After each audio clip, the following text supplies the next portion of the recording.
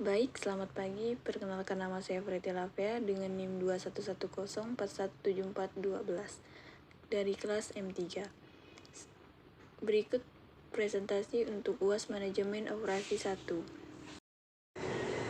Bagian yang pertama, berikut alasan kenapa konsep penyusuan massal dapat digunakan sebagai strategi dalam rantai pasokan.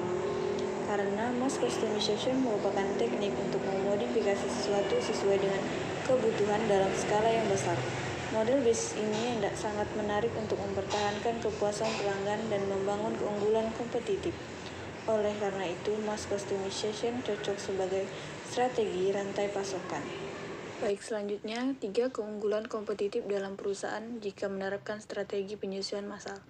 Strategi penyusuan massal memiliki 3 keunggulan kompetitif, yaitu 1. Mengelola hubungan pelanggan. Kustomisasi massal membutuhkan masukan yang rinci dari pelanggan agar layanan atau produk yang ideal dapat dihasilkan. Perusahaan dapat belajar banyak tentang pelanggan dari data yang diterimanya. Keunggulan kompetitif yang signifikan diwujudkan melalui hubungan pelanggan yang erat ini berdasarkan strategi kustomisasi massal.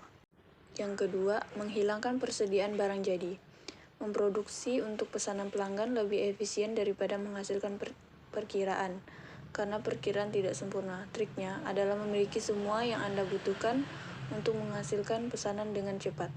Dengan menggunakan promosi penjualan, perusahaan dapat melakukan beberapa kontrol atas persyaratan untuk persediaan komponen dengan mengarahkan pelanggan menjauh dari opsi yang habis untuk memilih opsi yang tersedia.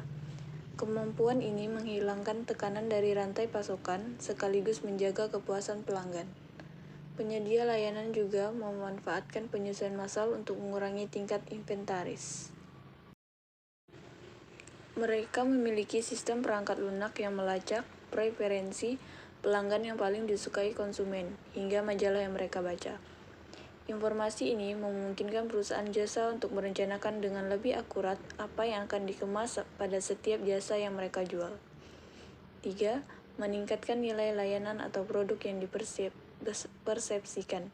Dengan kustomisasi massal, pelanggan dapat melakukannya sesuai dengan keinginan mereka. Secara umum, kustomisasi massal seringkali memiliki nilai yang lebih tinggi di benak pelanggan daripada biaya produksi sebenarnya. Persepsi ini memungkinkan perusahaan untuk menetapkan harga yang memberikan margin yang bagus. Lanjut ke perbedaan konsep antara outsourcing dan offshoring. Berikut penjelasannya. Perbedaan konsep outsourcing dan offshoring. Yang pertama, outsourcing mengacu pada transfer kegiatan bisnis non-inti ke organisasi lain yang mendapat spesialisasi dalam pekerjaan itu. Offshoring mengacu pada pemindahan bisnis perusahaan ke negara lain di mana biaya menjalankan bisnis seperti itu lebih rendah daripada negara asal. Yang kedua, pengalih-dayaan mencakup pengalihan operasi bisnis ke pihak eksternal. Sebaliknya, offshoring melibatkan pengalihan kegiatan dan kantor. 3. Tujuan outsourcing kegiatan bisnis adalah fokus pada kegiatan inti perusahaan. Di sisi lain, offshoring dilakukan untuk meminimalkan biaya. 3. Pengalih-dayaan dilakukan oleh non-karyawan, tetapi offshoring dilakukan oleh karyawan dari entitas bisnis. 4. Pengalih-dayaan dapat dilakukan di dalam atau di luar negara.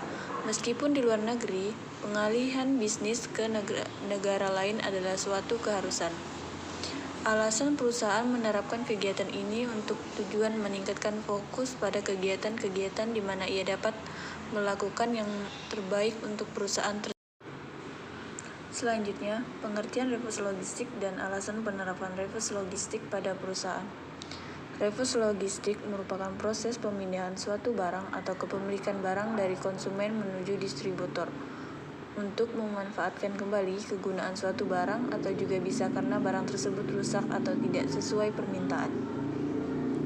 Alasan kenapa perusahaan menerapkan reverse logistik karena reverse logistik mampu meningkatkan layanan pelanggan dan tingkat respon ke pelanggan, mengurangi limbah, dan meningkatkan tanggung jawab sosial perusahaan secara keseluruhan.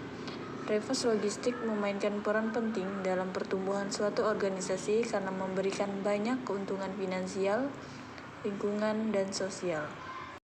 Baik, sekian presentasi untuk jawaban UAS Manajemen Operasi 1. Saya ucapkan terima kasih.